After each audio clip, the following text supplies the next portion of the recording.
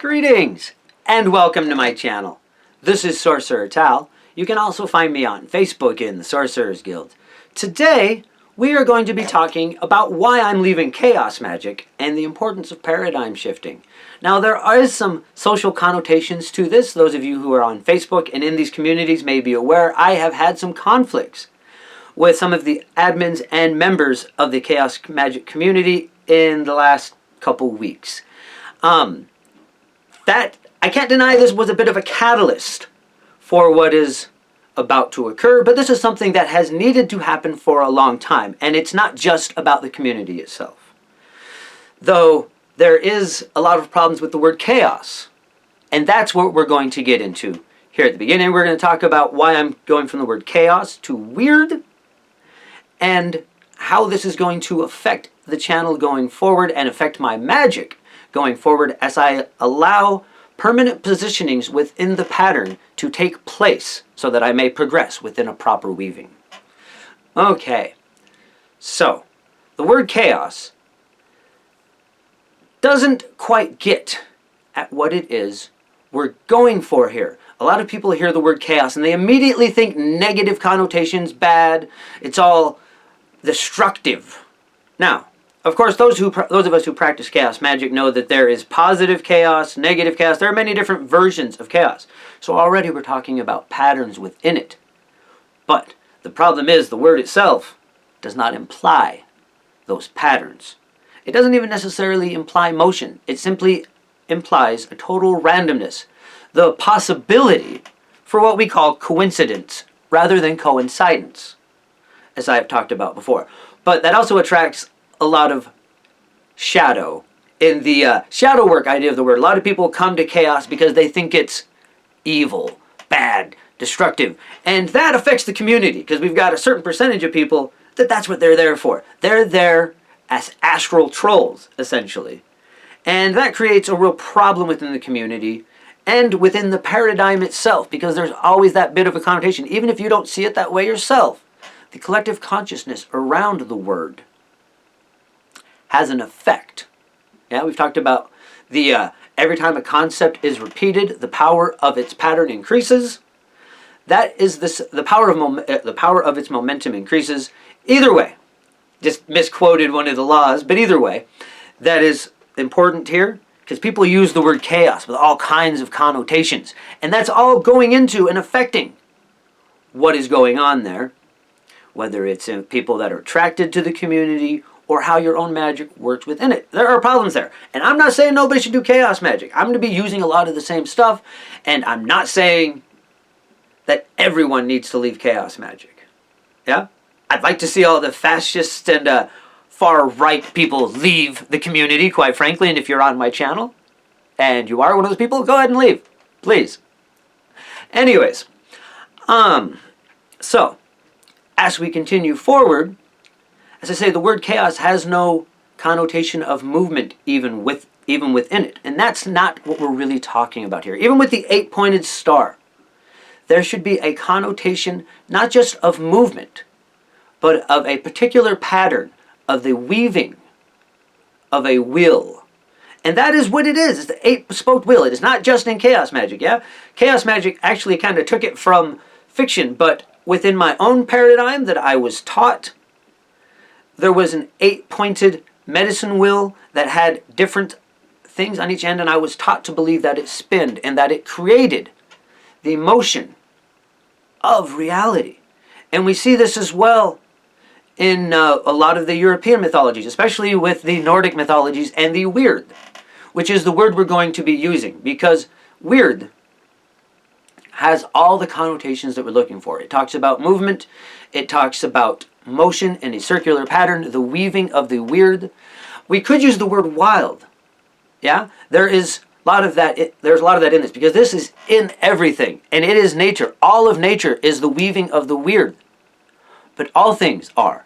And if we had used the word wild, which has a lot of the importance of this word with the weaving of the webs and the interconnectedness of all things, but you may think that if you go into the city, you can escape the wild.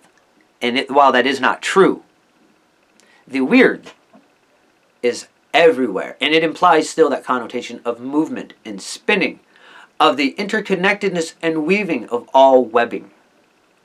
And that is not chaos. Those who live within civilization see that which they cannot completely control and call it chaos. Well, we cannot completely control the weaving of the weird, but we can become part of it. We can become weird. Yes? Not the first time I've been called that, I suppose. But that is the idea, that there is a positioning and moving. I talk about the base reality a lot, and how the base reality is unknowable. That is still, I'm not trying to say suddenly we know the base reality, but we know it is moving. We know it is spinning. We know it is the weird. So this more completely aligns with getting our reality to resonate with what is really going on inside of our reality. So we're getting our inner reality to match our outer reality and spin within the turning of the wheel. And so I'm going to be embracing the weird and this motion, which actually goes much more in line with the things that I have been taught. And even with the Horde, sometimes they refer to the all thing as the big spin, because the whole thing is moving. With the 8-pointed star, even when I first learned of it, I was taught about how there was 8 points, each an opposite of the other. And they balance each other out. But in that balance, it's never perfect. It creates a little bit of motion, causes things to turn, causes things to spin, creates the upward spiral of positive chaos. The same as I was taught by my own family about the 8-pointed star that was on my very first pouch. And it all resonates. But then we have all these people that think they have control, that thinks they want to own chaos. They think they can grab onto that randomness and keep it random so that they can own bits of it and fence it in as this is what it is. Well, it's not. It is all things. Even order is weird. Yes? It is all spun. It is all weaving. Chaos, order, wild, city. It all moves within the weird. That is what keeps everything in motion. That is what keeps everything existing, is that it's in motion. From the very first boom, the big bang or holy noise, the groove has begun.